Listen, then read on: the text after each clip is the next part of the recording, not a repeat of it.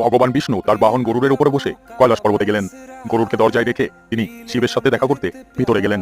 কৈলাসের অপূর্ব সৌন্দর্য দেখে গরুর মন্ত্রমুগ্ধ হয়ে গেলেন। তারপর গরুরের চোখ পড়ে একটি সুন্দর পাখির ওপরে। সেই ছোট্ট পাখিটি এত সুন্দর ছিল যে গরুরের সমস্ত ভাবনা তার দিকে আকৃষ্ট হচ্ছিল। ঠিক সেই সময় যমরাজ কৈলাসে আসেন এবং ভেতরে যাওয়ার আগে তিনি আশ্চর্যজনক নজরে সেই ছোট্ট পাখিটির দিকে তাকালেন। গরুর বুঝতে পারেন যে পাখিটির শেষ সময় গণি এসেছে এবং যমদেব কৈলাস থেকে ফেরার সময় পাখিটিকে যমলোকে নিয়ে যাবেন। গরুর মনে মনে ভাবতে লাগলেন, এত সুন্দর ছোট্ট একটি পাখিটিকে আমি মরতে দেব না।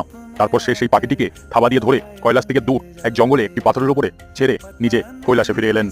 যমদেব যখন বাইরে এলেন, গরুর তাকে জিজ্ঞেস করলেন যে আপনি পাখিটিকে দেখে কি ভাবছিলেন।